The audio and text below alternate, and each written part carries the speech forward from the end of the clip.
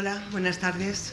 Bienvenidas a todas y a todos a este acto de presentación del libro de biografía de doña Maruja Mayo.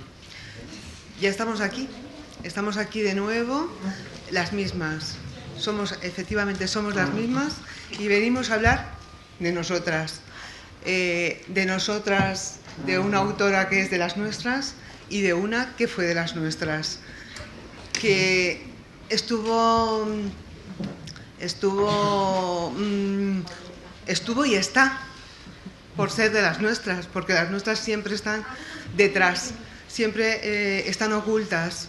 Yo siempre digo que hemos celebrado el aniversario, el centenario de Miguel Hernández, y todas las mujeres que estuvieron alrededor de Miguel Hernández, que eran tan grandes como él, que para mí es el autor, el poeta favorito. Todas las mujeres que estuvieron alrededor de él, que eran tan grandes como él, la cultura no las ha resucitado, no las ha puesto en su lugar. Entonces, bueno, pues vamos a ver si contamos la vida de una de las nuestras. Vamos a empezar porque la editorial nos presenta el libro. Entonces, bueno, le vamos a dar paso a Silvia Lluís, que es la editora, que ha sido la persona que ha tenido la valentía, ha dado el paso de editar un libro sobre las nuestras. Silvia, cuando quieras. Gracias. Es una satisfacción poder participar en este acto de presentación de la biografía de Maruja Mayo. El año que viene, en 2013, celebraremos los primeros 25 años de la editorial Circe. Empezamos en 1988 con muchas intuiciones e ilusiones, pero ya entonces sabíamos que una de las razones por las que merecía la pena aventurarse en un nuevo sello editorial era intentar publicar libros como el que hoy presentamos.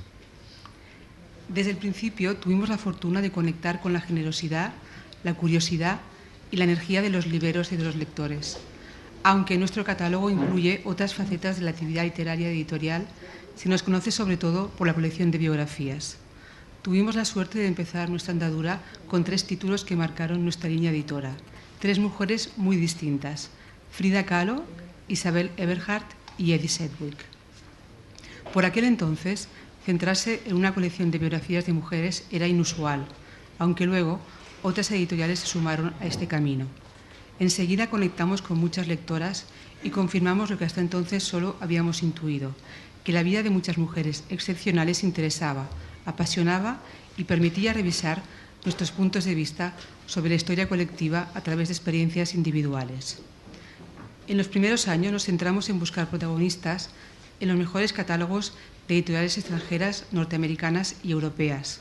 Merecía la pena cuidar la traducción y la edición y ofrecer una continuidad en la elección y la construcción de una sensibilidad y de un gusto determinados. Jorge Herralde suele decir que la obra de un editor es su catálogo. Nuestro caso es un poco distinto, porque al principio no nos planteábamos trabajar con libros y manuscritos originales. Centramos todas nuestras energías en darle el valor a las traducciones, en cuidar las fotografías y la edición, y en conseguir esos libros que merecen permanecer en la memoria de los lectores y también en sus estanterías. Unos libros a prueba de mudanzas. Fue así como, animadas por el éxito de nuestros 3 primeros títulos, continuamos con Camille Claudel, Isadora Duncan, Sylvia Plath, Jane Bowles, Catherine Mansfield, Lotte Lenya o Nina Berberova. Circe evolucionó, abriendo otras colecciones de narrativa y de testimonios, incluso de viajes. Y el éxito del libro Cisnes Salvajes nos permitió afianzar nuestros principios y continuar. La colección de biografías estaba consolidada, pero intercambiando impresiones con lectoras, coincidimos en que el prestigio de la colección debía completarse con nuevas aportaciones. Fue así como, tras enamorarme de la biografía del pintor Jackson Pollock, decidí alternar la continuidad femenina de la colección con biografías de artistas, creadores y personalidades masculinas que se adaptaban a la idea de la editorial.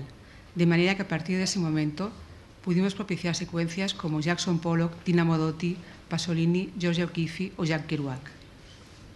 Esta evolución dio paso cuando empezamos a recibir propuestas de biografías inéditas y originales. Algunos autores, confiando en nuestro criterio editorial y atraídos por la colección, nos proponía nuevas personalidades. Aunque nunca habíamos trabajado esta vertiente del trabajo editorial, decidimos intentarlo. ¿Ya?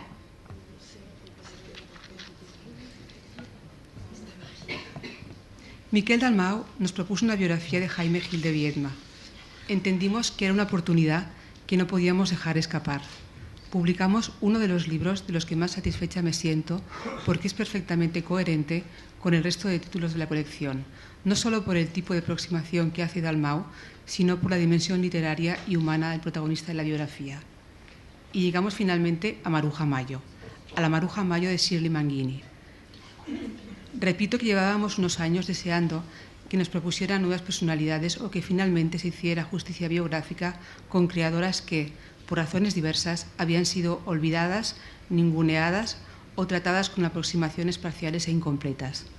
Al mismo tiempo sabíamos que la coherencia de nuestra colección suponía un reto para nosotras y nos obligaba a que las novedades no desentonaran con mujeres como Virginia Woolf, Irene Nemirovsky, Jane Austen, Juna Barnes o Tamara de Lempicka. El personaje de Maruja Mayo cumple todos estos requisitos. Combina la personalidad y el talento con una época turbulenta, las inquietudes artísticas con la voluntad de transgresión y la afirmación individual, el humor con la pasión, lo pintoresco con lo riguroso. Está además enraizada con la realidad artística española, con el surrealismo de antes de la guerra, fundamental para entender la evolución de las vanguardias europeas, y con la presencia de los artistas españoles en el exilio. Pero además, aspirando siempre a superarnos, también deseábamos que la biografía estuviera a la altura del personaje. Y este es el caso. Shirley ha escrito un libro que para una editora de biografías es perfecto. Respeta la amenidad del personaje, subraya su evolución, sabe administrar la jerarquía entre lo esencial y lo anecdótico, y lo hace con un rigor documental, con un estilo que atrapa al lector desde el primer momento. Se ha repetido a menudo que las mejores biografías son aquellas que se leen como una novela.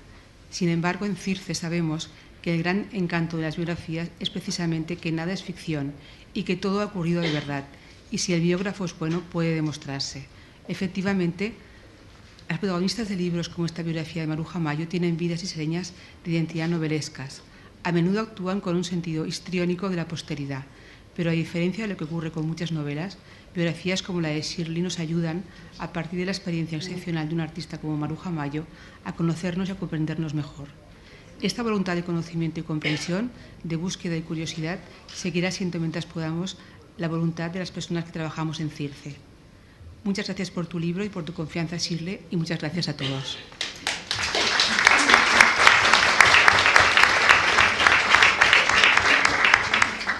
Muchas gracias, Silvia. La verdad es que el libro merece la pena leerle todo entero, es fantástico, pero solamente por la introducción que hay en el libro, tan maravillosa de lo que es el retrato del primer tercio del siglo XX de nuestro país, con la documentación y los nombres que aparecen en la introducción, es maravilloso. Bien, no solamente es importante la labor de documental del artista, también es importante, y es una de las cosas que tenemos que estar recuperando, la cotidianidad del artista. Y para eso tenemos al depositario del legado de Maruja Mayo, que es quien ha ido recopilando todos los documentos y quien ha sido una piedra angular para que Shirley haya podido trabajar en la biografía junto con su padre. El depositario es don Antonio María Gómez Conde. Antonio María Gómez es farmacéutico de profesión, es hijo de Emilio, que es hermano de doña Maruja Mayo, y con 5 años conoce a su tía. A finales de los años 70, siendo estudiante, acompaña a Maruja por las galerías donde ella expone, en Madrid. En los años 80, con el material del estudio de Maruja, inicia la organización y la catalogación del archivo familiar. Y en 1993 prepara la exposición antológica que inaugura en 1993 el Centro Gallego de Arte.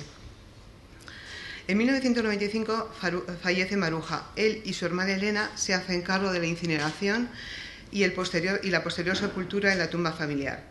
En 2002 conoces a Shirley Mangini, siendo esta entrevistada mientras ella entrevistaba a Emilio, para realizar una biografía sobre Maruja, y empieza a colaborar con ella facilitándole la documentación para su libro.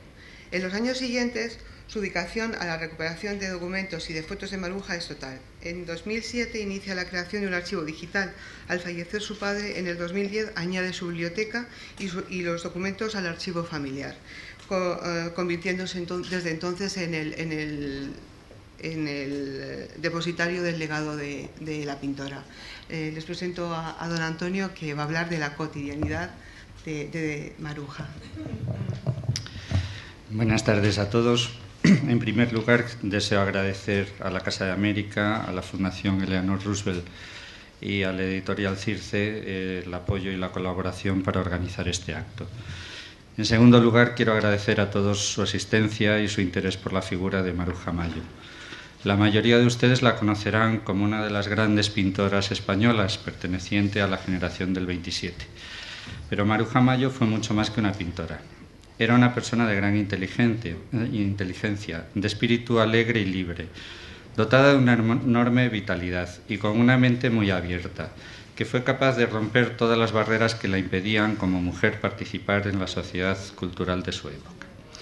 Fue una artista polifacética, que además de las pinturas nos dejó dibujos, escenografías, cerámicas, fotografías o composiciones fotográficas. Escribió libros, artículos de prensa, ilustró revistas, también ilustró algunos libros, dio clases de pintura y conferencias, diseñó vestuario, decoraciones, telas e incluso joyas. Maruja Mayo inspiró a Miguel Hernández en El rayo que no cesa.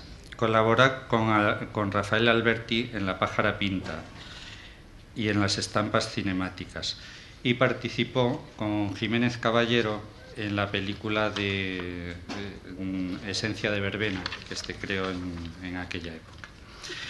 Realizar una biografía de Maruja Mayo es una tarea un poco difícil. La guerra civil y el exilio nos hacen perder el rastro de Maruja en algunas ocasiones. Se sabe, por ejemplo, que Maruja participó en las misiones pedagógicas del año 1936, pero las memorias de aquellas misiones se perdieron. Ella estuvo viajando con misiones pedagógicas por Galicia. También se perdieron las cerámicas que había hecho Maruja. Estaban en la escuela de cerámica que había en lo que llamaban La Tinaja, que era una escuela de cerámica de los hermanos Alcántara, cerca de la zona donde estuvo el combate del cuartel de la montaña, en la parte del Parque del Oeste, y aquella escuela se abandonó, quedando allí las cerámicas y destruyéndose. Por otro lado está el tema del exilio a Argentina. Después, a partir de aquello, ella viajó por Uruguay, por Chile, viajó por Brasil, fue a Nueva York, y bueno, fueron muchos viajes y el seguirla es un poco difícil. Finalmente, hay otro factor importante, que es el silencio de los hombres integrantes de la generación del 27. Estos no hablan de sus compañeras femeninas y de alguna forma consiguen relegarlas al olvido. Aquí tenemos a Dalí con Maruja. Fueron compañeros de estudios, fueron muchas veces compañeros de juergas. Este es un cuadro de Dalí, Sueños sonámbulos, donde aparece Maruja, aparece Dalí, aparece Buñuel y el pintor Barradas en distintas escenas por las noches de Madrid. Lo mismo ocurre con Rafael Alberti, que tuvo una relación sentimental con Maruja y que no la mencionó hasta que murió María Teresa León. Pablo Neruda, otro compañero y amigo de Maruja, aunque mayor que ella, la recibía en su casa de Las Flores, iba a visitar la casa de la familia, Después, cuando estuvo en Chile, Maruja la tuvo también de huésped en su casa y, sin embargo, apenas la menciona un poquito de pasada en las memorias cuando dice que iban por las cordilleras de Madrid y por el Rastro a buscar material para sus composiciones. Todas estas circunstancias llevaron a que Maruja cayese en el olvido. Una vez que se fue al exilio, se perdió su rastro, se la olvidó y a su vuelta lo que se conocía de ella era fundamentalmente su actitud libre y transgresora y ese aspecto estrafalario que tenía con la cara maquillada hasta el extremo. Durante mucho tiempo la verdadera historia y la personalidad de Maruja e incluso su importancia como artista han quedado relegadas a un segundo plano. Les cuento un poquito de la familia y de la importancia que tuvo alguien como el abuelo, por ejemplo, en el desarrollo de la carrera artística de Maruja. Maruja era de una familia que tenía 14 hermanos. El abuelo Justo Gómez Mayo era oficial de aduanas, tuvo 14 hijos y estos nacieron en 7 ciudades distintas a lo largo de 25 años. El abuelo tuvo muchos destinos a lo largo de su carrera y iba llevando a toda su familia detrás. Había veces que alguno de los hijos se quedaba en algún sitio con los abuelos o con algunos tíos. Y bueno, así fue el caso de Maruja, que cuando empezó a pintar estaba en casa de los tíos en Corcubión. Ramiro y la mujer no tenían hijos y se la llevaron a pasar una temporadita a los 3 años. Maruja volvió con 11 años a Avilés porque el abuelo fue a buscarla ya harto de que no se la devolviesen. Durante la estancia en Corcubión, los tíos debieron de darle ya material para pintar porque hay algunos cuadritos de paisajes del Pindo que está justo enfrente de Corcubión y que deben de ser de esa primera época. Cuando Maruja va a Avilés, la lleva allí el abuelo, empiezan a estudiar ella y Cristino con profesores particulares para ir desarrollando la capacidad artística que los padres y los tíos habían visto en ellos. Cuando ya tienen edad suficiente, el abuelo pide el traslado a Madrid y van a la Escuela de Bellas Artes, que en aquel momento se llamaba Escuela Especial de Pintura, Escultura y Grabado.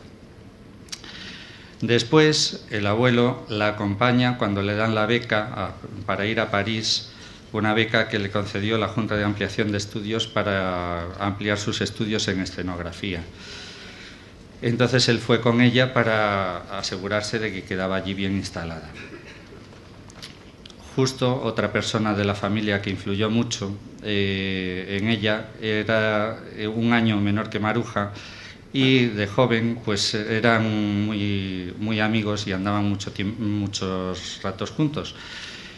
Justo vino un poquito antes a Madrid y estuvo en contacto con Pepe, su hermano, que estaba en la residencia de estudiante, y con algunos que estaban en pensiones y que eran alumnos o estudiantes de aquella época y que empezaban a formar pues el grupo de intelectuales del Madrid de entonces.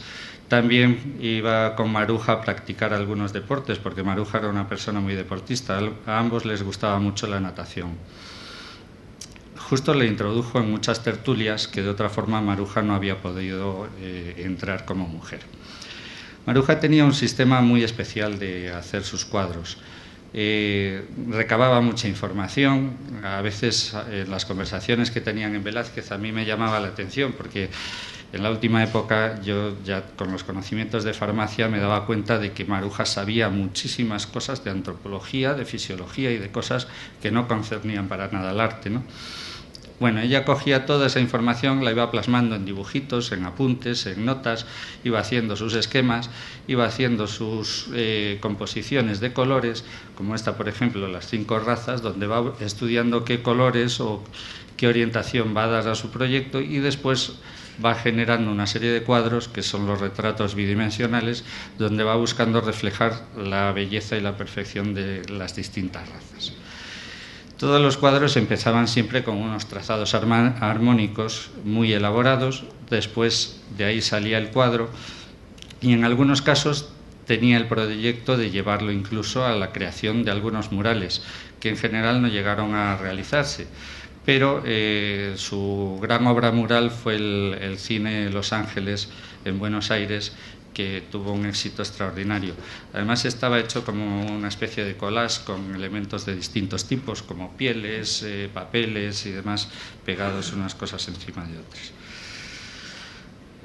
Maruja recabó mucha información, dejó muchos escritos, dejó muchas anotaciones en cualquier tipo de papeles, incluso a veces tenemos anotaciones en servilletas, papel higiénico y de papeles de lo más curioso. Y bueno, pues a partir de todo eso yo he conseguido entender y hilar algunas de las cosas de Maruja. Maruja tenía un gran afán porque su obra se conociese. Tenía una especie de plan de marketing que debió de elaborar de forma inconsciente, porque en aquella época no creo que el concepto estuviese en boga. Pero ella en el 1942 hizo un libro con la editorial Losada, en el que aparecía con una imagen de diva de Hollywood. Estaba presentado por Ramón Gómez de la Serna, y en el libro lo que hacía era exponer pues su biografía, la obra y las opiniones que tenía o los escritos que había hecho sobre arte hasta el momento. Y ese libro le sirvió para ir introduciéndose en distintos círculos y para que la conociesen en América. Entonces, tirando de amigos, como pudiera ser Luis Buñuel, pues iba buscando contactos, llevándoles, presentándose con el libro. Y aquí tenemos, por ejemplo, un catálogo del Museo de Arte Moderno de Nueva York, en el cual pues Buñuel le señala a una serie de personas que son interesantes de contactar, y le dice al final: no seas bárbara, no mandes cartas a todos de una vez, ve poco a poco. Con lo cual el afán de Maruja por llegar a todos lados era impresionante. Vamos a ver.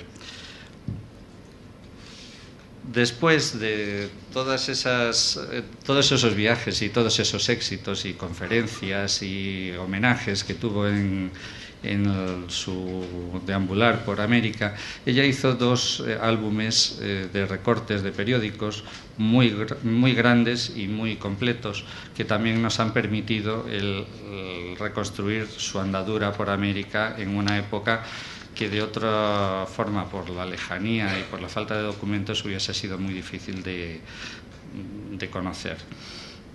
Shirley ha pasado mucho tiempo preparando la biografía. La primera entrevista que tuvo con mi padre fue en el año 2002, y a partir de ahí ha seguido el contacto hasta que murió mi padre. Cuando empezó a hablar con él, mi padre tenía 91 años, pero mi padre ha tenido siempre una memoria extraordinaria, y a base de preguntas, porque mi padre era de los que contaba muy poco, daba por muy normal el tener a Maruja como hermana y a Cristino también. En fin, eran cosas normales de la familia, no tenía mayor trascendencia, no tenía por qué ni contársela a sus hijos, cosa que a mí me daba mucha rabia. Entonces hubo que sacárselo con sacacorchos, pero durante mucho tiempo, y a base de correos electrónicos con preguntas de Shirley y a base de buscar las contestaciones y mandárselas, pues se ha ido gestando la biografía. Es el trabajo más extenso que se ha realizado sobre ella. Es una obra realizada con mucha paciencia y mucha minuciosidad. Nos relata los hechos de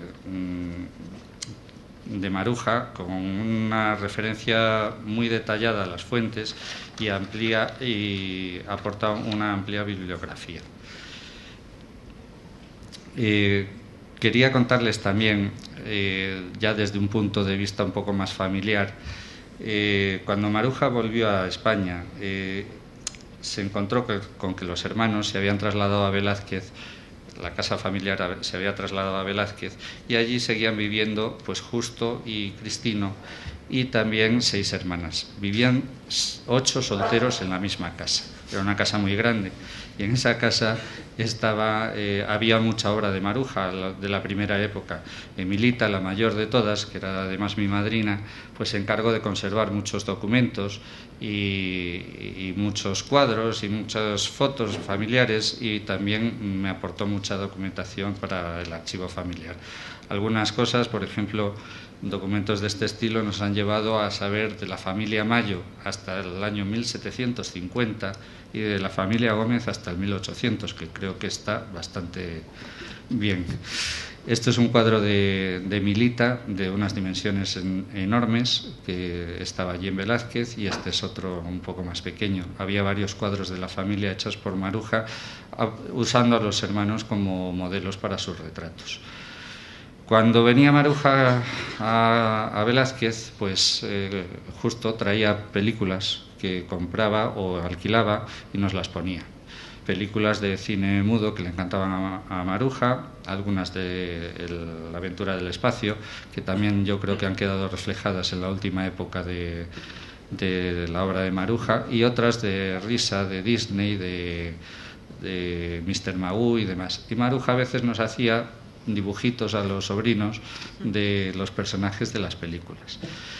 Mi padre fue el gran confidente de Maruja durante mucho tiempo. A la vuelta del exilio, después de haberse carteado mucho tiempo mientras que Maruja estuvo en el exilio, a la vuelta él fue el que se encargó de orientarla un poco con el tema económico, de inversiones y demás, y fue también el que se hizo cargo de su obra y de sus cosas cuando Maruja enfermó. La familia decidió que mi padre se encargase de todo lo de Maruja, y bueno, pues a partir de ahí fue cuando el legado ya se quedó mi padre con él. Cuando falleció, pues pasó a mí. Espero que disfruten el libro de Shirley. Es un libro que, aparte de conocer a Maruja Mayo, de permitirnos conocer a Maruja Mayo, su vida, su obra y las influencias y conexiones entre las vivencias y la creación artística, nos permite conocer, gracias al conocimiento que tiene Shirley Manjini de la vanguardia de principios del siglo XX, la lucha de las mujeres vanguardistas para abrirse camino en la sociedad intelectual y artística de la época, que es otra cosa bastante interesante y bastante desconocida. Espero que disfruten con la lectura del libro.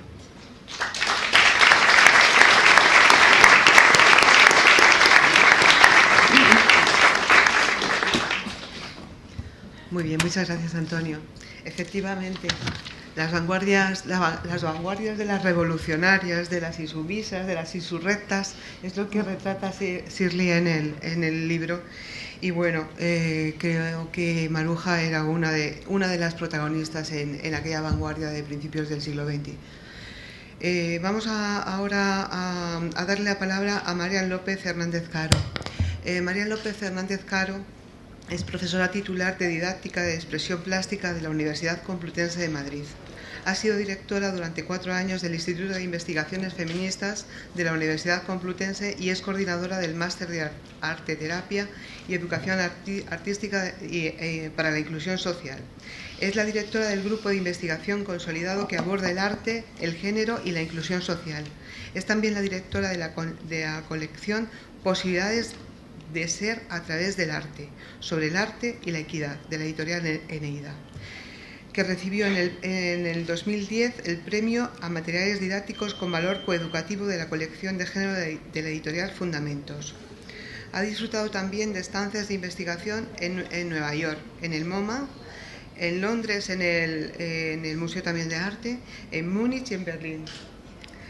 Y ha publicado numerosos libros sobre arte y género, como el Diccionario de Artistas Latinoamericanas y Españolas, Creación Artística y Mujeres, Geografías de la Mirada, una monográfica sobre Kate Colwitt y Müller Mefid, haciendo un análisis feminista del arte y su educación. Actualmente trabaja en la línea de género y museos de la inclusión social de migrantes a través del arte. Y está aquí sobre todo porque es la presidenta de Mujeres en las Artes Visuales y claro, necesitamos la visión de las organizaciones de mujeres en las artes visuales. Muchas gracias por haberme invitado en representación de MAP, Mujeres en las Artes Visuales, que como ustedes saben es una asociación que tiene ya cerca de 400 mujeres que nos dedicamos al ámbito de las artes visuales, tanto desde el punto de vista de la gestión como de las galeristas, investigadoras, artistas, coleccionistas, etcétera. Y es una asociación que no tiene muchos años, pero desde que se ha fundado, bueno, se ve que es una necesidad la de reivindicar el papel de las mujeres en las artes visuales y en la cultura en general, y de intentar aplicar pues la ley de igualdad o el que las mujeres estemos en una democracia plena, que hasta el momento pues parece que no ha llegado el momento. Bueno, para nosotros es un privilegio que nos hayáis invitado como parte de esta mesa para presentar el libro.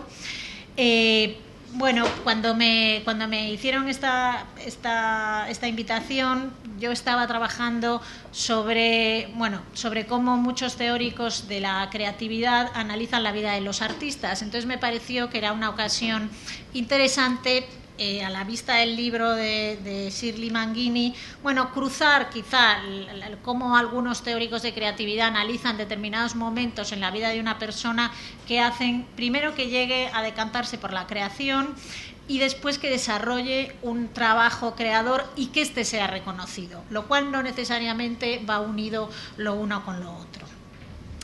Bueno, son muchas las artistas españolas que tenemos que rescatar del olvido, de biografías realizadas hace años obsoletas, androcéntricas y victimistas, de semblanzas que se acercan a ellas únicamente como compañeras, amigas o musas. El caso es que muchas de las biografías que encontramos hasta hace 15 o 20 años, las pocas que nos podemos encontrar sobre biografías de artistas, o bien no están, o bien están de una manera muy victimista y que realmente no las dejan en demasiado buen lugar. Desde hace unos años, Circe y alguna otra editorial está haciendo una labor de reescritura de biografías desde otros ángulos, abriendo a miradas más sistémicas y contextualizadas, como esta, que es uno de los casos. Y entonces, bueno, me gustaría hacer una semblanza de Mayo en relación a como les había dicho, a cómo se construye una personalidad creadora o cómo se construye una vida creadora. El texto en el que me he centrado es de un señor húngaro que se llama Csikszentmihalyi, y que no voy a nombrar muchas veces porque es complicado, y entonces él analiza, a diferencia de otros, en su obra La creatividad, el fluir y la psicología del descubrimiento, a través de bastantes entrevistas, un total de 91, al menos tiene un 30% de mujeres, lo cual es ya bastante encomiable para lo que solemos encontrarnos. En ellas, a través de todas esas entrevistas que va haciendo a artistas, investigadores, personas que han alcanzado un cierto renombre en su campo de trabajo, señala cómo influye la educación, cómo influye la familia, cómo influye la educación y cómo influyen el ámbito que él le llama. Entonces, Csikszentmihalyi yo creo que abre una vía interesante desde el punto de vista sistémico, por el cual, dice él, una persona creativa es alguien cuyos pensamientos y actos cambian un campo o establecen un nuevo campo, pero un campo, que es lo que él habla, el arte, no puede ser modificado sin el consentimiento explícito o implícito del ámbito responsable en él. Él trata, y ahora lo explicaré, personalidad, campo y ámbito. Y me voy a centrar en ellos cruzándolo con la biografía de Shirley, que tan estupendamente nos ha hecho, ¿no? En la personalidad, uno de los elementos que además las que estudiamos creatividad siempre nos ha llamado la atención es que siempre decía un cierto grado de feminidad, pero solamente había hombres cuando hablaban de personalidades creadoras. Entonces Csikszentmihalyi da un paso más y dice, bueno, no es exactamente feminidad el rasgo creativo. Y él dice, en su capítulo señala a los individuos creativos como aquellos que escapan de los rígidos estereotipos de papeles por razón de género. Es decir, son seres que intentan escapar a sus respectivos destinos identitarios y entre ellos el género es de vital importancia. Esta tendencia a la androginia no es necesariamente responsable de una homosexualidad masculina o femenina, sino que responde a una insumisión a aceptar per se los rasgos que se les tenía destinados. Así, por ejemplo, dice, los hombres entrevistados mostraban sensibilidad ante aspectos sutiles del entorno que otros hombres tienden a desechar, y las mujeres entrevistadas tendían a ser fuertes y seguras de sí mismas. Bueno, Maruja Mayo cumple absolutamente esta condición. Las citas que se dan sobre Maruja Mayo, sea para bien, sea para mal, que ahora lo abordaremos, la señalan como una mujer que avanza sola, una mujer fuerte, que no se deja arredrar, la señalan como ángel negro frente a los ángeles blancos, que podían ser otras de sus compañeras, etcétera. Es decir, Maruja Mayo transgrede el rol que él estaba destinado, por decirlo de alguna manera, como mujer. Otro de los elementos que señala este teórico son los primeros años como constituyentes de la personalidad, y es algo que Antonio Gómez Conde ha señalado cuando hablaba de la biografía de Mayo, ¿no? Este teórico dice: cada niño se interesa en ejercitar aquella actividad que le proporciona una superioridad en la competencia por los recursos. Lo que importa no es necesariamente la cantidad absoluta de talento, sino la ventaja competitiva que uno tiene en un ambiente particular. Es decir, esos años, de los 3 a los 11 años en los que Maruja pasa como hija única, en la que probablemente está apoyada, está estimulada, está animada continuamente en su trabajo de dibujo, la constituye, entre otras cosas, como un elemento que le ayudará a tener la seguridad en sí misma para poder luego hacer frente a ciertas críticas que se le vienen adelante. Por ejemplo, yo tenía una cita de Concha Méndez, una de sus amigas, que a propósito de esto señala de su propia biografía: al presentarnos al Señor, de sus recuerdos de cuando era pequeña, este preguntó a mis hermanos: pequeños, ¿qué queréis ser de mayores? No recuerdo lo que le contestarían, pero viendo que a mí no me preguntaban nada, teniendo toda la cabeza llena de sueños, me acerqué y le dije: yo voy a ser capitán de barco. Las niñas no son nada, me contestó mirándome. Si este señor es, como dice Csikszentmihalyi, un adulto significativo, probablemente a Concha le señalaría el camino hacia donde no debe ir. Debe ser que este señor no era un adulto significativo, y que los adultos significativos que Maruja Mayo tuvo sí que fueron lo suficientemente relevantes para animarle, y después su padre, a buscarle un profesor particular, etcétera, a que su tendencia o lo que le pudiese gustar cuando era niña fuese apoyado en todo momento, ¿no? Si lo vemos a la inversa, ¿cuántas mujeres se pierden y cuántas niñas se pierden porque no son apoyadas en este ámbito, ¿no? Si la familia y los adultos significativos no valoran la educación de las niñas, está bien claro que la capacidad creativa tendrá un lugar cada vez más estrecho por donde hacerse hueco. Habla también de profesores influyentes, refiriéndose a lo que les convierte en influyentes o le prestaron atención al niño o a la niña. En el caso de Mayo, los recuerdos que nos transmite Mangini, claro que estos son bastante más adelante porque son en la Escuela de Bellas Artes, son claramente, ya voy rápidamente, son muy diferentes, ¿no? Sus compañeras Victorina Durán y Remedios Varo señalan de su estancia en la Escuela de Bellas Artes. Entre ellos estaba el profesor de Teoría Estética del Arte Rafael Domènech, crítico del arte del ABC y fundador y director del Museo de Artes Decorativos.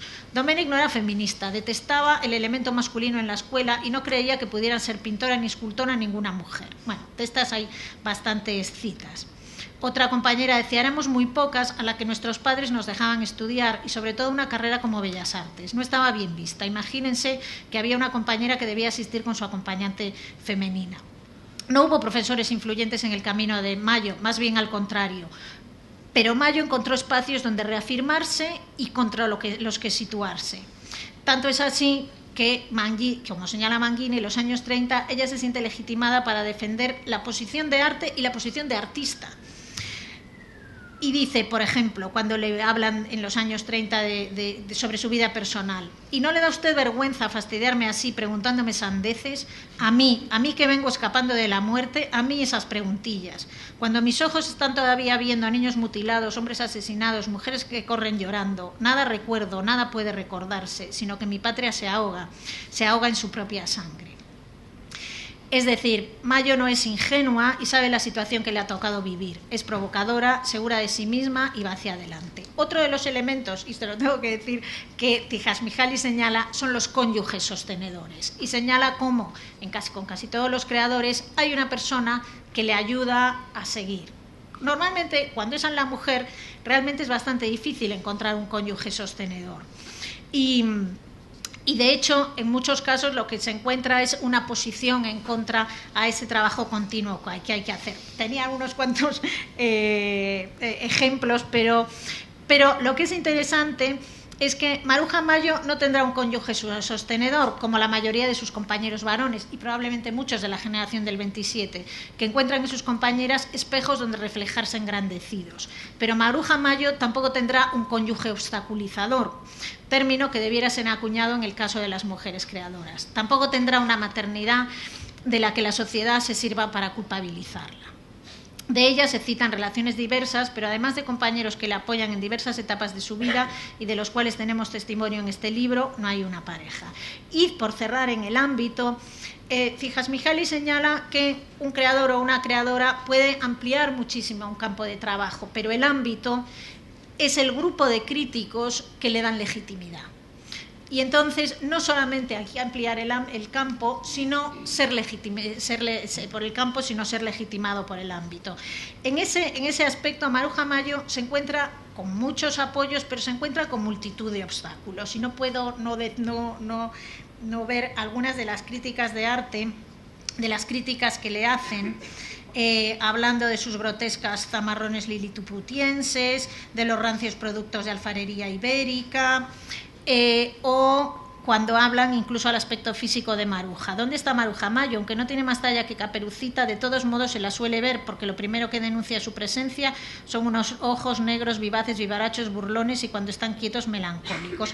Pero ella contesta, y ella, entre otras cosas, dice: tenemos los artistas derecho a pensar que no es posible trabajar honrada, leal y esforzadamente para que una crítica desatenta y ligera, en lugar de marcarnos con fuego, si es preciso, nuestros defectos, pase la vista por nuestra obra con una indiferencia y un desdén totalmente injustificados. Es decir, ella efectivamente abre un campo ilimitado de trabajo que además hemos podido ver en parte de las obras que ha señalado Antonio Gómez Conde. Pero el ámbito en el cual estamos ahora, porque esto forma parte del ámbito, esto forma parte de lo que legitimamos, ¿no? Esto es lo que forma parte de lo que decía Lévi-Strauss, las leyes de la tribu. Es decir, trabajar con la crítica, en la reedición de biografías, en el rescate de la historia, está el legitimar no solamente a Maruja Mayo, sino a todas las mujeres artistas en este país y no solo. Necesitamos más biografías, más reescrituras de historia, necesitamos más Shirley Manginis, porque aún hay varias Maruja Mayo que reescribir. Muchas gracias.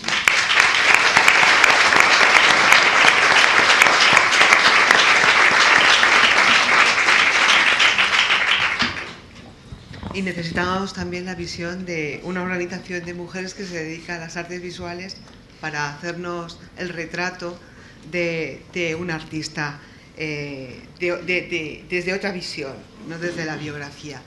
Y ahora vamos a darle la palabra a María Alejandra Zaneta, que ha sido una visión documentalista maravillosa para Shirley.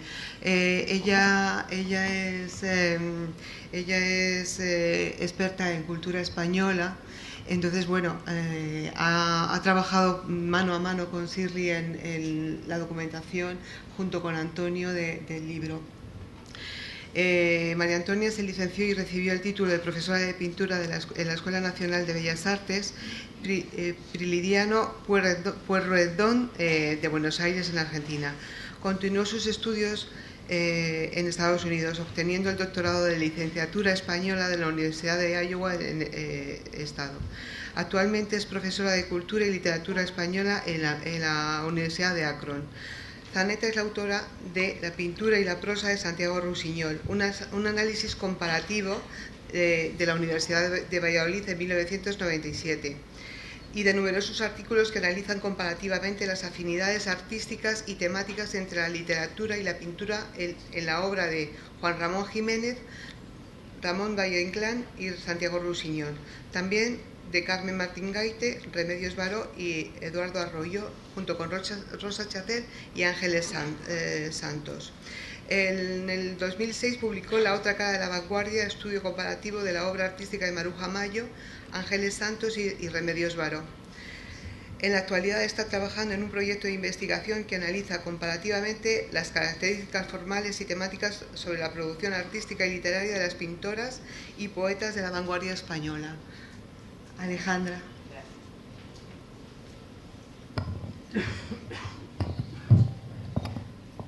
Bueno, buenas tardes. Ante todo, quiero agradecer la invitación para participar en este acto en el cual se rinde homenaje a Maruja Mayo y se celebra la publicación del libro de Shirley Manghini, a quien admiro profundamente tanto en el terreno profesional como en el personal.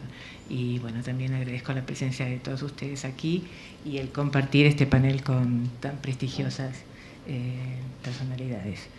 Bueno, el tema de mi presentación se llama La subversión enmascarada en el arte de Maruja Mayo. El mundo en que se movía Maruja Mayo era un mundo contradictorio, ya que si bien por un lado el grupo de intelectuales de la vanguardia abrazaba la modernidad y rechazaba los valores del pasado, por el otro mantenía y propagaba los estereotipos sobre la incapacidad creativa e intelectual de la mujer. Quizás uno de los ejemplos que caracterizan más claramente esta contradicción lo presenta el filósofo Ortega y Gasset, quien si bien apoyó a muchas artistas, entre ellas a Maruja Mayo, a quien le dio la oportunidad de tener su primera exposición en los salones de la Revista de Occidente, por el otro expresó argumentos misóginos repetidamente en las páginas de la Revista de Occidente que él dirigía. Maruja Mayo supo ocupar el lugar que le correspondía utilizando lo que algunos críticos han denominado una subversión indirecta o el doble discurso. Esta estrategia consistió en aceptar aparentemente ciertos aspectos del discurso dominante, mientras que a la vez se subvertían estos argumentos indirectamente. En cuanto a su rol como mujer en la modernidad, Mayo abrazó plenamente el papel de la mujer liberada, adoptando una postura desafiante que se rebelaba abiertamente contra los dobles estándares en relación a la conducta sexual de las mujeres y contra la exclusión sistemática de la mujer del espacio público y de la cultura. Su comportamiento ocasionó que algunos liberales, como por ejemplo de la residencia de estudiantes, como por ejemplo Luis Buñuel, la agredieran públicamente con comentarios irónicos y misóginos. No obstante, y a pesar de enfrentarse a una sociedad que resistía desde varios frentes la liberación de la mujer, Maruja decidió ser dueña de su propia vida, de su sexualidad y de su arte, y no se doblegó nunca ante los repetidos intentos que querían ponerla en su lugar. En relación a la subversión indirecta que vemos en su arte, veremos cómo, de una manera sutil, la genial pintora propone un imaginario alternativo al creado por el hombre, en donde aparece protagónicamente un nuevo modelo de mujer que desmiente los argumentos misóginos sobre la incapacidad creativa y física del supuesto sexo débil. La primera tela que vamos a analizar es La mujer de la cabra, que Mayo pinta en Tenerife en 1925. Si observamos los cuadros de esta época, ya sea esta tela como las famosas verbenas, lo primero que nos llama la atención es la monumentalidad de sus pinturas. Este estilo monumental está más de acuerdo con el muralismo que con la pintura de Caballete, y como ya han señalado varias historiadoras de arte feministas, el muralismo es una práctica artística cargada de connotaciones genéricas que ha persistentemente excluido a la mujer. Al elegir un estilo monumental, Mayo indirectamente se coloca a la par de los muralistas hombres, creando una tradición monumental alternativa a la del arte canónico masculino. En cuanto a la representación del cuerpo femenino, la artista nos presenta a una mujer de proporciones monumentales, musculosa, bronceada y activa como protagonista de esta escena. La mujer atlética, de piel oscura, conduce una cabra, mientras que otra mujer la saluda desde la ventana. Según Manghini, la mujer de la ventana se parece mucho a su amiga la poeta Concha Méndez, quien la había animado a ir precisamente a las Canarias, Y Méndez, una de las grandes poetas de la llamada generación del 27, fue quizás una de las que encarnó mejor este ideal de mujer nueva de la época, no solo por su comportamiento desafiante de las normas establecidas. Era con ella que Maruja Mayo iba en sus excursiones sin sombrero y sin compañía, ¿no? Femenina, sin carabina, sino también por sus actividades deportivas, en las cuales se destacó, por ejemplo, como campeona de natación. Según Shirley Manglini, en el libro que hoy estamos celebrando su publicación, la resolución de la mujer de la cabra contrasta con la actitud de la mujer encerrada en su casa. Detrás de la mujer de la ventana vemos también la mitad de un reloj, y esta presencia de reloj relacionada a la reclusión dentro del espacio doméstico puede aludir al paso del tiempo y a la modernidad que traía cambios en la sociedad, transformando el papel de la mujer drásticamente. Esta mujer parece arrojar por la ventana un ramo de calas que vuelan por el aire debajo de su brazo levantado y detrás de la cabeza de la protagonista. La cala es una de las flores más representadas en el arte occidental y su simbolismo es múltiple y contradictorio. Dentro de la tradición cristiana, la cala, asociada a la Virgen María, representa la virginidad, la inocencia sexual y el papel tradicional de la mujer como madre y esposa, promovido por la Iglesia. Lo anterior es interesante y es de suma importancia al interpretar esta pintura, ya que esta mujer, atrapada en el ámbito doméstico, parece justamente estar rechazando estas nociones de castidad y pureza asociadas a la sexualidad femenina, sugiriendo un deseo de liberación sexual y social. A esto se suma la bienvenida que esta mujer le da a la mujer de la cabra. El hecho de que esta mujer lleve una cabra es significativo también, ya que la cabra ha sido asociada desde la antigüedad con la lascivia y la lujuria. Partiendo de dicho simbolismo, el mensaje que se desprende de la tela es claro: la negación del control masculino de la sexualidad femenina y la demanda del ejercicio de la libertad individual de la mujer en el plano sexual. Esta interpretación cobra aún más relevancia si se tiene en cuenta la objetificación del cuerpo femenino en el arte de los surrealistas, en el cual la mujer es un objeto pasivo que se amolda a los deseos y fantasías sexuales del hombre, o recibe la agresividad que éste siente hacia ella. Aquí tenemos para refrescar la memoria, ¿no?, de alguna de estas fotos, de estas pinturas.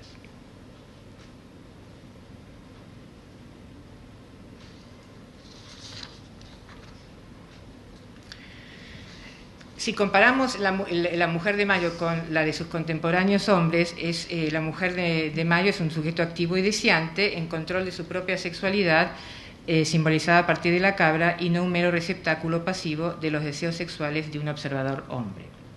La próxima tela que vamos a discutir es esta, la verbena. Como han señalado algunos críticos, entre ellos la profesora Mangini, cito: el objetivo de Maruja Mayo no se reduce simplemente a registrar el jolgorio de las ferias callejeras madrileñas, sino que quiere presentar un retrato sociológico y antropológico de las diferencias de clases y la reacción de la clase obrera frente al poder imperante. Fin de cita. En este sentido, las verbenas se relacionan con las teorías sobre el carnaval de Mikhail Bakhtin, para quien dichas celebraciones pagaban funcionaban como una válvula de escape que permitía al pueblo liberarse por un poco tiempo del restrictivo orden jerárquico que regulaba la sociedad el resto del año.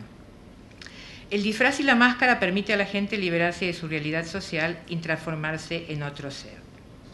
En el caso específico de la intención carnavalesca de las verbenas de Mayo, Manguini opina que éstas se le expresan el disgusto y la impotencia de los madrileños ante la alianza entre el militar Primo de Rivera, el rey Alfonso XIII y la Iglesia Católica.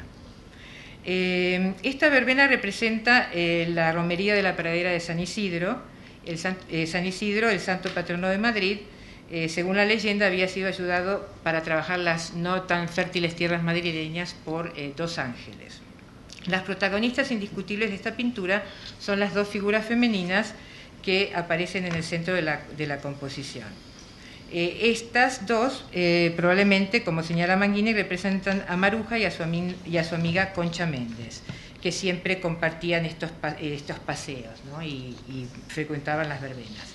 La actitud desafiante y confiada de estas mujeres, sus brazos extendidos, los vestidos provocativos, todo sugiere un deseo de burlarse del orden establecido y de rebelarse en contra de las restricciones por él impuestas a la mujer. Dicho orden, representado por los gigantes de cartón piedra del rey y su acompañante al fondo de la tela y por la pareja del guarda civil y su esposa frente a ellos, se muestra como ridículo y retrógrado, incapaz de comprender las necesidades del pueblo lleno de vida y deseoso de reformas que los rodea. El hecho de que estas dos mujeres modernas se disfracen de ángeles constituye por un lado una burla al mito religioso y por otro un deseo de reemplazar la mitología cristiana patriarcal por otra en la que las mujeres jueguen un papel central y prominente. Al disfrazarse de ángeles, que según la mitología cristiana carecen de sexo y ocupan una función secundaria generalmente como mensajeros divinos, Mayo critica el modelo femenino cristiano de la mujer como el ángel del hogar, como un ser sexual pasivo que debe conservar su virginidad hasta el matrimonio y que debe obedecer las leyes del padre sin cuestionar. La última pintura que analizaré forma parte de la serie de estampas tituladas Maniquíes. En relación a esta serie, Mayo le explica a Marino Gómez Santos en una entrevista, cito, que son presencias anacrónicas, caballeros y damas en crisis, desteñidos, protegidos por una atmósfera de naftalina y recetas medicinales. Fin de cita. Si uno tiene en cuenta los comentarios de la pintora acerca de la serie, la intención subversiva y declarada de Mayo de sus verbenas y el comportamiento abiertamente desafiante que adoptó, es claro que Mayo no repetía sin interpretación personal ni el vocabulario plástico ni la temática de sus colegas vanguardistas. Como ya es sabido, dos de las personalidades vanguardistas de la época con quien Mayo tuvo contacto muy cercano fue Ramón Gómez de la Serna y Salvador Dalí. Estos datos son importantes ya que la presencia de la mujer en el arte de los surrealistas, como hemos visto, era de una fetichización erótica que no pudo haberle pasado desapercibido a Maruja. La estampa titulada Maniquí alude a la repetida presencia de cuerpos femeninos mutilados en el arte masculino surrealista y al famoso proverbio francés, una mujer sin cabeza es mucho mejor, tan popular entre los surrealistas. La falta de cabeza apoya el repetido estereotipo de la mujer como ser intuitivo y no cerebral, y la carencia de brazos y manos refuerza el rol pasivo que mayormente ocupó la mujer para los miembros hombres de este grupo. El hecho de que haya un cuerpo, o mejor dicho, las partes de un cuerpo que exciten el deseo erótico, pero que no haya un rostro que se asocie al mismo, indica la despersonalización sistemática que la mujer sufre a manos de los surrealistas. En la otra estampa, el cuerpo de la muñeca se encuentra desmembrado y sus miembros se organizan espacialmente siguiendo una diagonal que cruza la composición desde el ángulo superior derecho hasta el ángulo superior izquierdo. La idea detrás del escaparate refuerza la noción de mirada voyerística tan característica del arte masculino. Esta mirada reduce al sujeto femenino en partes o fetiches que terminan sustituyendo el todo por la parte. El corsé del ángulo superior, que en las primeras décadas del siglo iba desapareciendo al adoptarse una moda andrógina, que además de ocultar las formas femeninas, las mujeres adoptaban como símbolo de su nuevo protagonismo social, apunta al deseo masculino de controlar el cuerpo de la mujer para que ésta se amolde literalmente a las expectativas que éste tiene sobre su cuerpo. En el medio, Mayo coloca una cabeza de maniquí femenino cuya cabellera larga y ondulante evoca, por un lado, el componente erótico y sensual asociado a la melena femenina y por el otro, el miedo a la retribución femenina expresado a partir del mito de Medusa. Finalmente, y terminando la diagonal, Mayo representa un brazo con una rosa en la mano sobre una luna menguante. Tanto la rosa como la luna son símbolos cercanamente asociados a lo femenino. Los dos maniquíes femeninos que aparecen en estas pinturas recuerdan las famosas muñecas de Ramón Gómez de la Serna. Esta es una fotografía de una de las series de muñecas de Hans Bellmer. Aquí hay una fotografía de Dalí y otra de Gómez de la Serna. No solo se conservan varias de estas fotos de Gómez de la Serna con sus muñecas, sino que también varios escritos. Por ejemplo, en la Automoribundia, Gómez de la Serna nos dice, cito, «La actitud sencilla pero continua de mi muñeca de cera me revela el tesoro de signos que es una mujer, y gracias a ella no decae mi trovadorismo, pues si vuelvo defraudado de alguna exploración por el mundo, ella me indica que no es el concepto de mujer el que debe padecer al resumir con desencanto una nueva pasión». Volviendo a la estampa del escaparate, a la diagonal femenina se contrapone una masculina que se extiende desde el ángulo superior izquierdo hasta el ángulo inferior derecho. En el ángulo superior izquierdo vemos un busto que visualmente recuerda irónicamente la coraza de un caballero medieval. La cabeza del caballero se ha transformado en la cabeza de un maniquí ridículo, cuya masculinidad se ve únicamente a partir de un bigote. Y esta cabeza se conecta a su vez con el maniquí sin cara que ostenta un voluminoso tupé en el ángulo inferior derecho. La combinación de todos estos símbolos que representan heroicamente los atributos esenciales de cada sexo pone en evidencia la construcción social del género, desbaratando los argumentos biológicos de los científicos e intelectuales de la época. La estampa de Mayo, al presentar los accesorios de la moda que los individuos usan para representar el guión de masculinidad o feminidad que les dicta la sociedad, pone en evidencia la artificialidad de los roles genéricos sobre los que se basa dicho orden social. El significado final de la tela es altamente subversivo. Si todo es una mascarada y no hay comportamientos genéricos fijos, los papeles sociales de la mujer y del hombre no solo pueden, sino que deben cambiarse.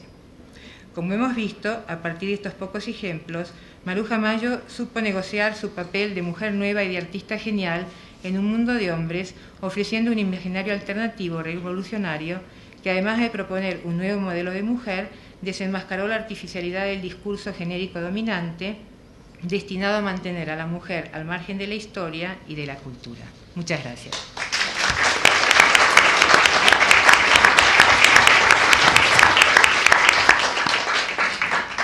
Muchas gracias, Alejandra. Quería dar paso a la profesora Mangini, en primer lugar dando gracias también a la Casa de América que nos ha permitido organizar este evento, cediéndonos esta sala. Y sin duda darle gracias también a Libertad Fernández, que nos ha permitido el gran honor de estar sentadas al lado de la profesora Mangini, porque para nosotras es un privilegio poder contar con ella y estar presentes en la presentación de su libro. Shirley Mangini es profesora emérita de la Universidad del Estado de California. Ha sido también profesora de las universidades de Yale y de Stanford. Ha recibido numerosas becas, incluyendo la Fulbright y la National Endowment for Humanities. Entre sus publicaciones están Rojos y Rebeldes, la cultura de la disidencia durante el franquismo y los estudios sobre Rosa Chacel y Jaime Gil de Viedma. También ha publicado ensayos sobre Carmen de Burgos, Rosa Chacel, María Zambrano, Maruja Mayo, Josep María Castells, Juan Marsé, entre otros. Sus últimos libros son Memorias de resistencia de las mujeres en España, en la Guerra Civil Española, y que se ha publicado en castellano como Recuerdos de Resistencia, y Las Modernas de Madrid. Maruja Mayo, y que se ha publicado en castellano en el año 2012 por editorial Circe. La profesora Mangini ha dado ponencias sobre todos estos temas en Estados Unidos, en España, en Inglaterra, en Irlanda, Nueva Zelanda e Italia. Y últimamente está investigando sobre el tema de la gastronomía española. Para nosotros de verdad es un honor poder estar presente. Gracias.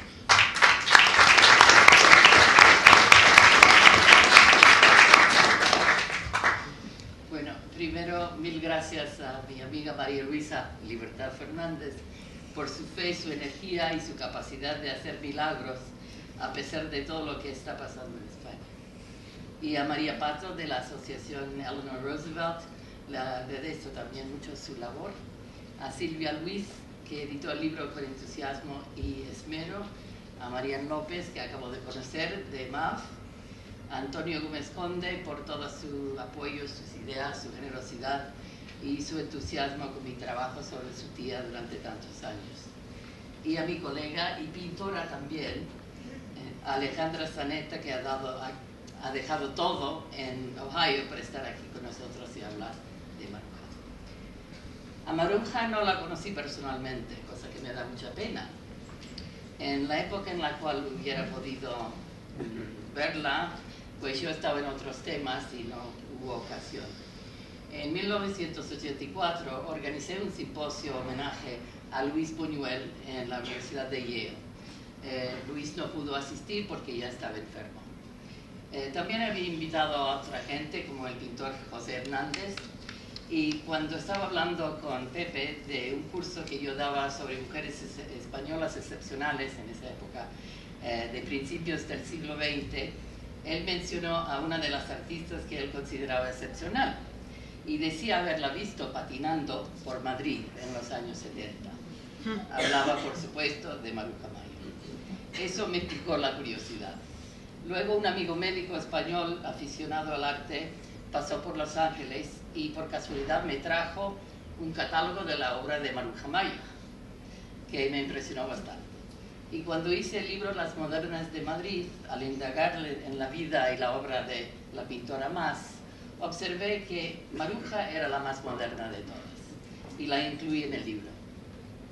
Estaba fascinada con esta mujer que estuvo a la vanguardia de su generación como pintora y como promotora de todo lo moderno, que estaba rodeada de los más destacados escritores y artistas de la época y que supo desafiar las leyes patriarcales durante toda su vida.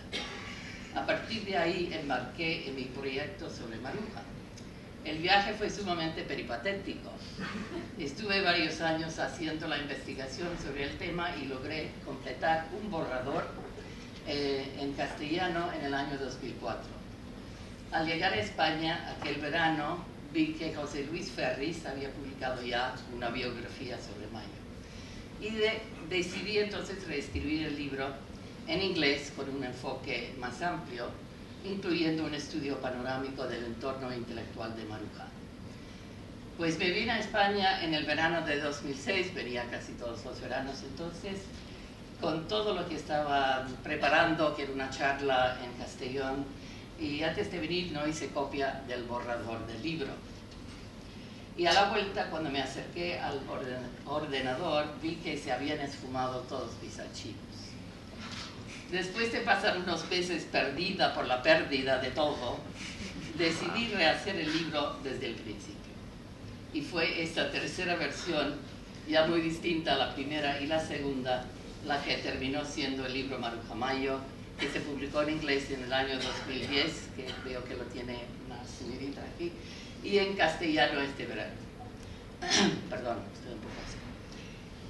Bueno, para escribir tantas páginas en dos idiomas sobre este personaje y su entorno, empecé a dialogar y soñar y hablar con los fantasmas que crearon aquel mundo tan sorprendentemente rico de los años 20 y 30 en Madrid. O sea, me convertí en una especie de Madame Blavatsky, la fundadora de la Teosofía, evocando a los espíritus para que hablaran. Quizás entre todos los personajes que traté, el que era más difícil de hacer hablar era Maruja misma, porque era una mujer llena de contradicciones y misterios. Era una mujer que se escondía detrás de una u otra máscara. Para complicar mi tarea más, Maruja nunca había escrito sus memorias. Ella decía que su vida estaba en su pintura. De hecho, el único libro que publicó, que se llama Lo popular en la plástica española a través de mi obra, desde el 28 hasta el 36, en realidad era una larga conferencia que había dado en Buenos Aires al llegar ahí. Pues el libro trataba exclusivamente sobre su obra, ¿no? Hay muy pocos datos realmente de biografía, ¿no? Así que hacer una biografía sobre ella no fue una cosa fácil. En los años 20 y 30, para la pintora Maruja Mayo, el mundo era un escenario donde ella se insertaba como personaje surreal y subversivo para distraer a sus contemporáneos de su condición de mujer y para asegurar su lugar en la historia como un artista que encarnaba el arte. Su artilugio era el camuflaje, sus accesorios eran el subterfugio y una indumentaria que a veces sugería la androginia o el travestismo y otras veces la femme fatale. Practicaba todo tipo de subversión al juntarse con la juventud vanguardista, principalmente hombres. Como ya he comentado en otro lugar, y me cito, podría llegar a afirmarse que Mayo se volvió excéntrica para evitar que la dejaran fuera del centro cultural. Estos aspectos de la personalidad de Mayo se traslucen en sus actividades desde sus primeros días en Madrid. Los performances, intento decirlo en castellano y no me sale, que compartió con sus amigos de la residencia de estudiantes, por ejemplo, y sus varios amores y amoríos.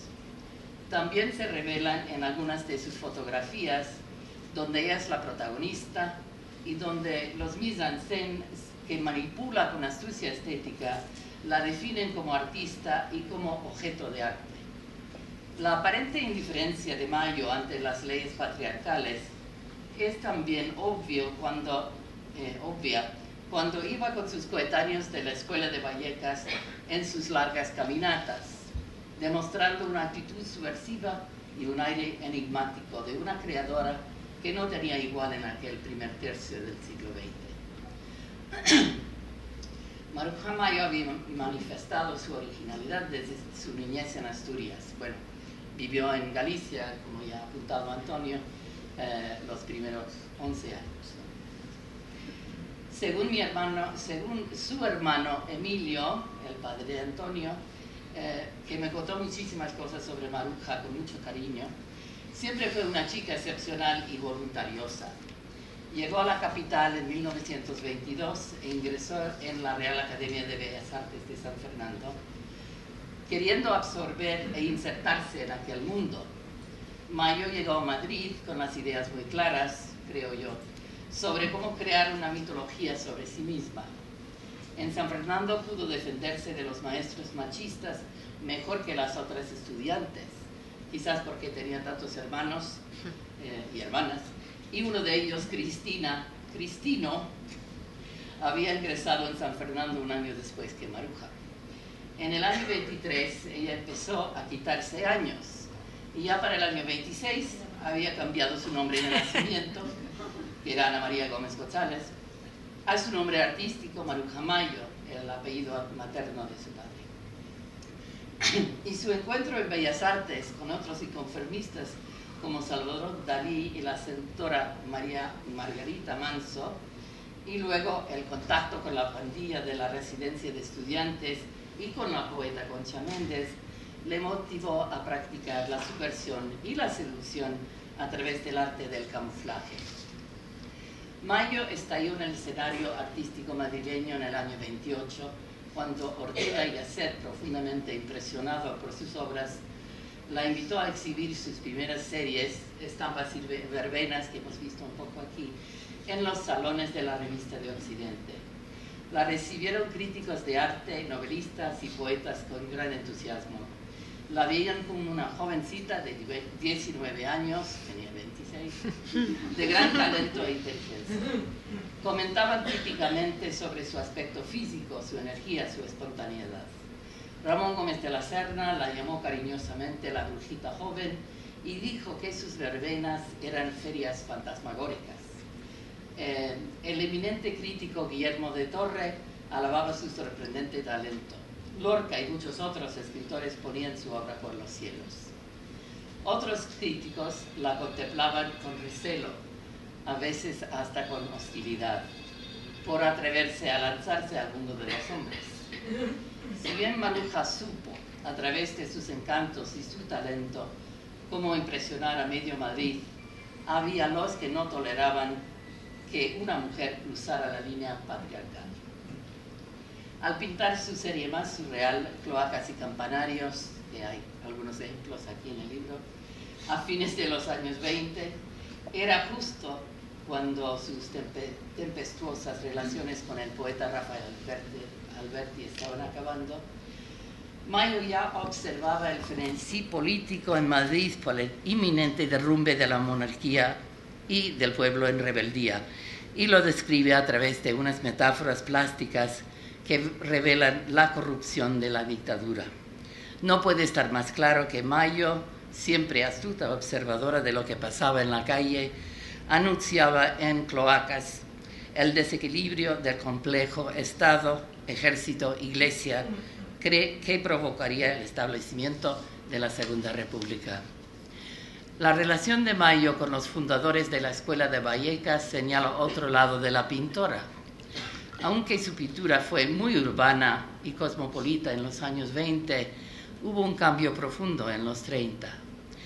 Se demostró ella en esta época una atracción hacia la naturaleza que empezó a aflorar a su vuelta de una estancia en París entre el 31 y 32, cuando justo en el momento en que hubo un renacimiento del humanismo cultivado por los arquitectos de la República.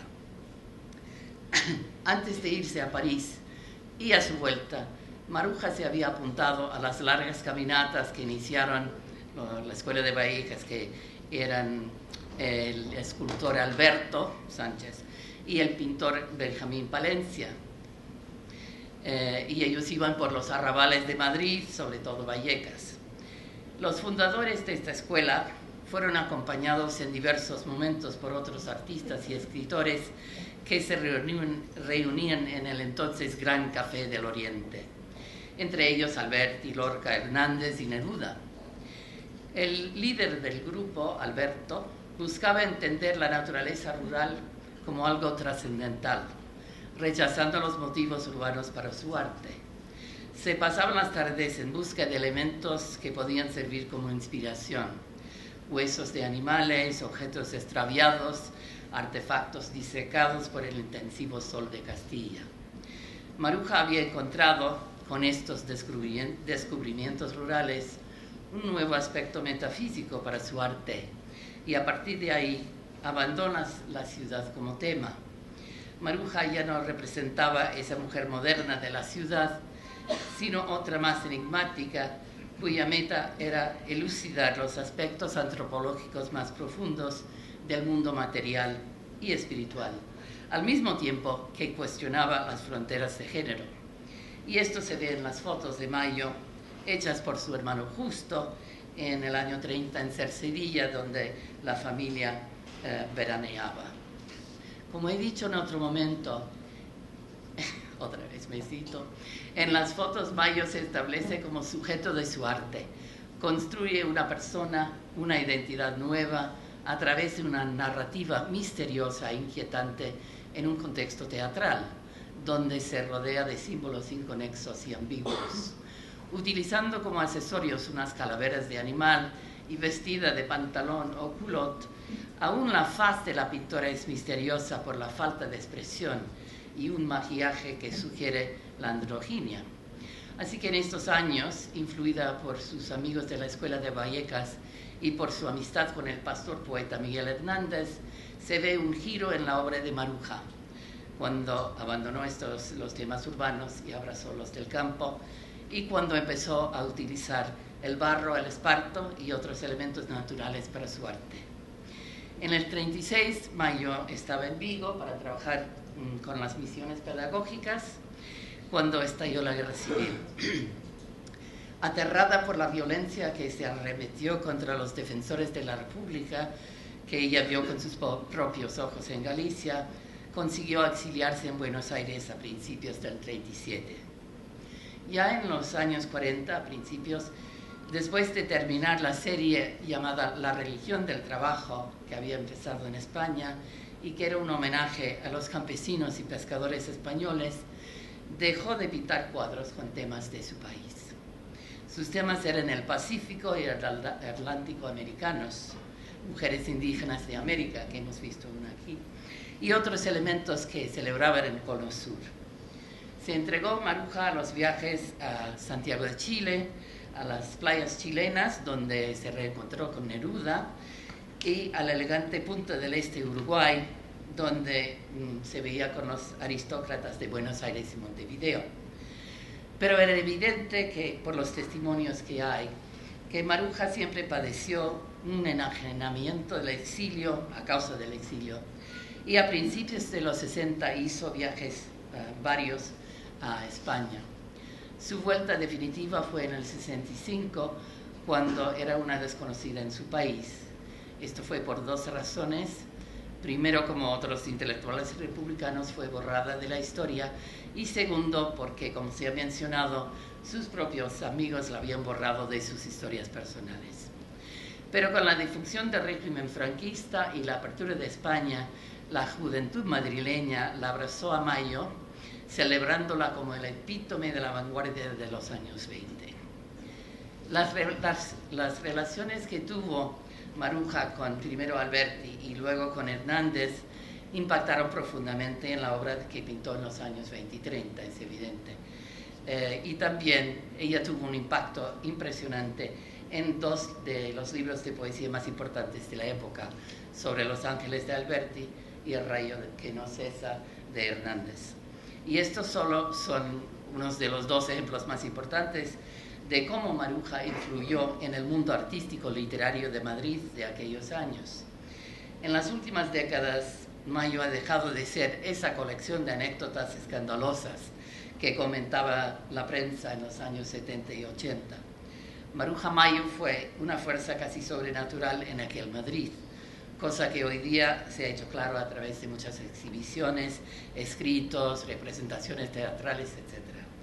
Y esto se ha hecho más obvio por medio de los excelentes comentarios aquí de mis colegas y amigos en este acto.